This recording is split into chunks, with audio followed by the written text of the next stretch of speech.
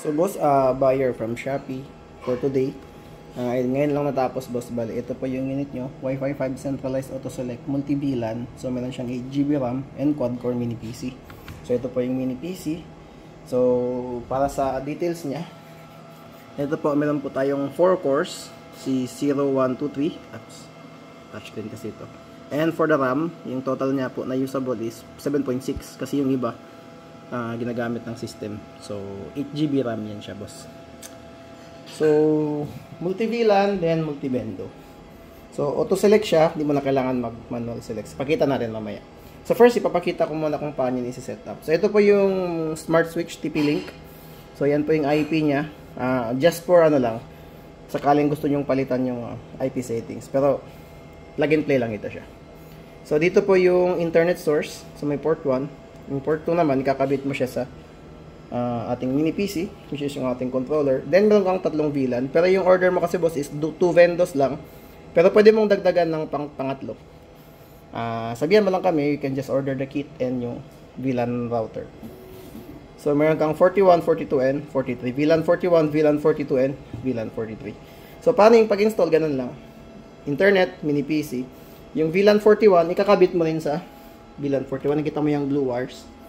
So yan, sa 41 mo rin siya ikakabit. Tapos yung 41 na bendo set, dito mo rin ikakabit sa router. Yan, nakita mo yung gray. So let's say ito yung first site mo, bendo 1 mo. First location mo. So may kasama na siyang mga power supply niya. And syempre may power supply dito siya. And then, yun naman sa VLAN 42, ikakabit mo rin siya sa yung VLAN 42 router natin.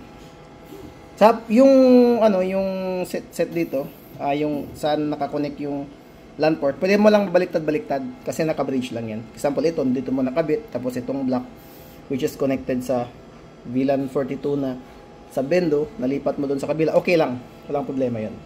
Okay? So, ganun siya ka-simple.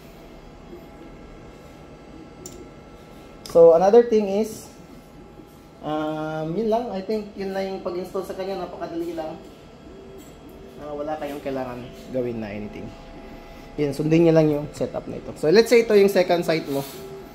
Nasa malayo.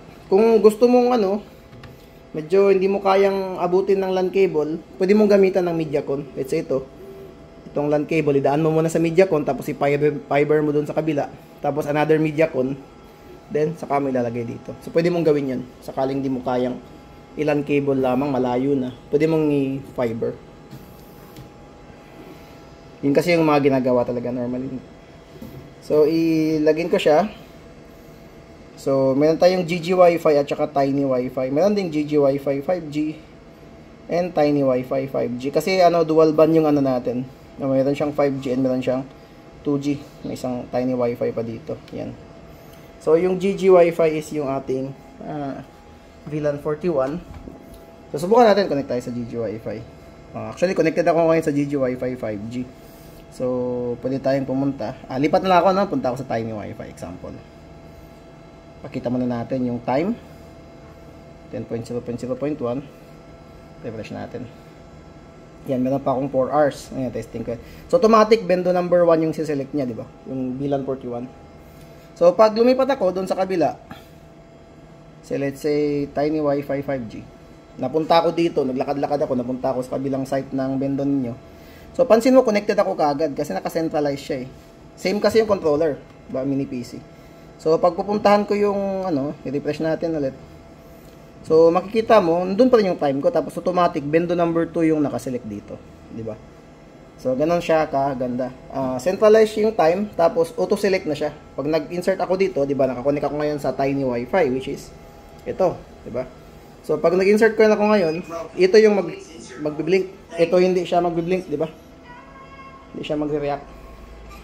Kasi naka-auto-select ako dun sa, maglagay ko ng 5 pesos. Yan. So, yan, nag-extend ako dito sa kabila. Extend. Yan, naging 5 hours na siya. Okay. So, let's say, kumunik ako, bumalik ako doon sa site mo, yung first site mo. Okay, then, galing sa Tiny Wi-Fi, punta ako sa GG Wi-Fi. Click ko naman yung hindi 5G, di ba? Ito yung 2.4G. Dalawa kasi, dual band siya eh. So makikita mo automatic connected din ako kaagad, 'di ba? Kasi kilala ng mini PC yung machine ko, ay yung yung cellphone ko. Okay, nakita mo yung time, tapos automatic bendo 1 kaagad yung nasi-select niya. Okay, pag-click ko pa lang sa GG Wi-Fi, alam niyo na nandito na ako sa area na to. So ito na yung automatic selected na bendo. Pag mag-insert coin ako ngayon, ito na yung link. So subukan natin maglagay ng 20.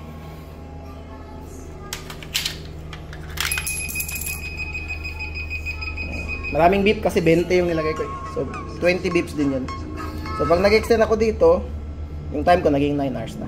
So ganun, yun yung ibig sabihin ng centralized. Bali, yung lahat, kung sakaling meron kang, maisip mo magdagdag pa ng pangatlo, yung time mo dito, pag naglakad-lakad ka napunta ka sa second site, time mo dito is the same. Okay, kilala niya yung machine mo, yung cellphone mo. Tapos kung nag-extend ka dito, madadala din yung time mo dito sa kabila. At the same time, vice versa. Ganun lang. So ganun siya kaganda. At saka ang maganda sa kanya is, hindi na siya kahit maglipat ka sa 5G or sa 2G na niya, ba nakakonect ako ngayon sa GG Wi-Fi. Pag pumunta naman ako sa GG Wi-Fi 5G, ganun din. Okay, connected siya kaagad. Tapos yung time, kahit i-refresh ko pa yan, 9 hours pa rin yan. Automatic siya. Tapos automatic bend to 1 kasi ito yung GG Wi-Fi.